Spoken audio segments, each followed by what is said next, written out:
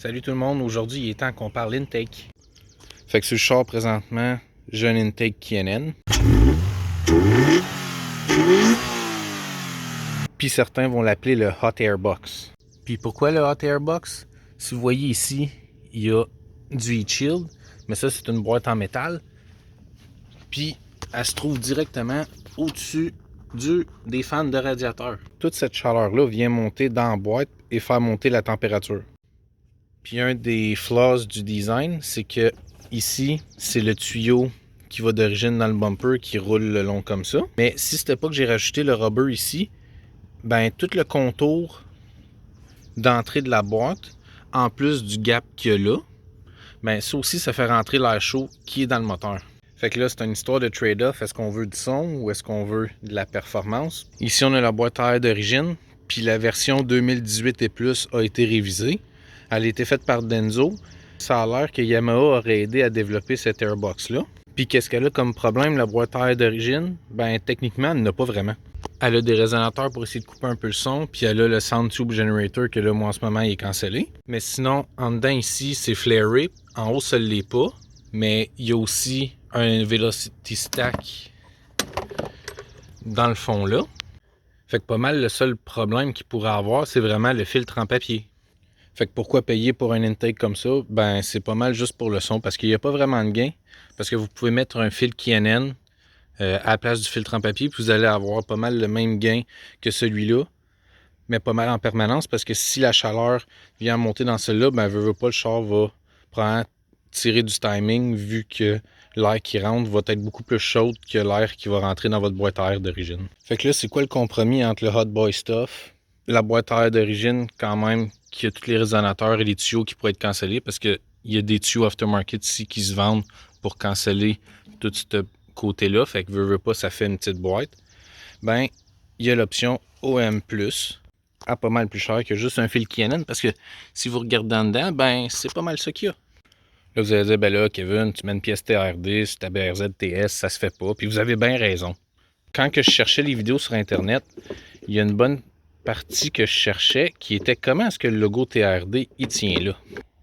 Puis dans le fond, le plastique il est juste fondu, fait que juste sabler les tables, ça fait que le logo pourrait s'enlever. Mais là, il faut prendre en considération qu'il va y avoir des trous, puis il faut penser à ce que je vais mettre pour le remplacer. Ça, c'est où ce que l'air rentre. C'est flaré tout partout, contrairement à celui-là qui c'est juste en bas. Puis l'autre bord du filtre, on a un Velocity Stack aussi. Puis encore là, le seul dyno que j'ai vu qui compare la boîte à air d'origine et la boîte à air TRD, c'était sur une Airbox de première génération, puis il y avait 3 HP de gain pour une plage de 100 ou 200 RPM rendu probablement à 7000 tours, fait que c'est même pas considérable. Mais pour le bling bling, la chose, l'OM+, ben j'ai décidé d'aller avec cette option-là, au moins pour cette saison-ci. C'est un fil posé comme les KNN, fait qu'il y a de l'huile dessus. C'est super important de ne pas trop l'huiler, parce que sinon vous allez vous retrouver avec plein d'huile sur votre master flow, puis votre reading va commencer à être off.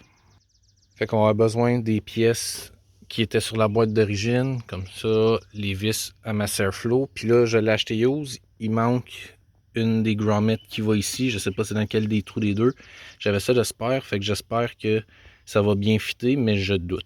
Au niveau de comment enlever la boîte à air d'origine, je vais vous mettre un lien dans la description en bas puis dans la petite carte en haut.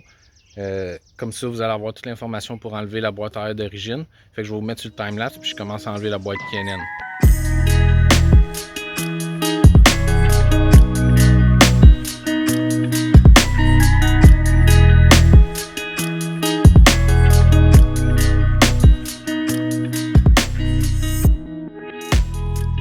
L'intake KNN est enlevé, fait qu'on va devoir avec la boîte TRD venir se reprendre à nos points d'origine qui sont ici.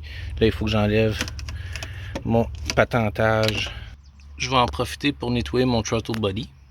Fait qu'à cette heure, j'ai un Unlimited Horsepower. Fait qu'assurez-vous de ne pas oublier de rebrancher votre throttle body. Pour bien faire, faites sûr de faire un throttle relearn. Je vais vous montrer à la fin du vidéo comment faire. Fait qu'il faut venir ramasser les grommets, sortir le sleeve de métal, ça va mieux pour le sortir. Puis après ça, on vient les installer. Il va falloir transférer le master flow. La Airbox Toyota reprend les vis de la Airbox d'origine. Assurez-vous que votre master flow n'est pas vraiment sale. Si vous avez à le nettoyer, moi j'utilise de CRC le master flow cleaner. Fait que faites sûr que votre seal en dessous est comme il faut. on vient mettre les deux vis, puis surtightez-les pas, parce que vous vissez dans le plastique, fait que ça pourrait mal virer. On vient retirer le tuyau du PCV, puis je vais utiliser la clampe qui était sur le tuyau d'origine, vu qu'elle est moins rouillée. Fait que là, tout ce côté-là, il est assemblé, il reste à régler l'histoire du bout de rubber pour ce point-là. Fait que pour que ça fonctionne, j'ai dû couper une certaine partie, puis là, c'est dans le trou du haut. Il me reste à vérifier comment est-ce que le fil de Masterflow va tenir. Fait qu'après avoir vérifié les instructions, le trou qui est ici, c'est pour passer une tie wrap. Fait que ça paraît beaucoup mieux. J'ai retiré la clip. En dessous, vous pouvez voir qu'il y a une petite table, puis on peut la lever pour laisser passer où ce que ça accroche. Fait que ça c'est clampé, nos vis sont vissées, c'est reconnecté. En dessous, ma grommet sur mesure, ça a marché en masse. Ça fait super bien ici. On a notre boat là. Puis en dessous, la ligne de ici, j'ai mis l'autre bout de grommet parce que je trouvais que la ligne, elle frottait un peu trop avec la airbox. Fait que pour l'overview final, on a une TS avec une boîte à air TRD. Je vais essayer de figurer qu'est-ce que je vais faire avec ça. Pour venir faire un throttle relearn, c'est simple. On vient mettre la switch à on au char. On va faire le tour de la planète. Puis on vient appuyer doucement 10 fois sur l'accélérateur et relâcher.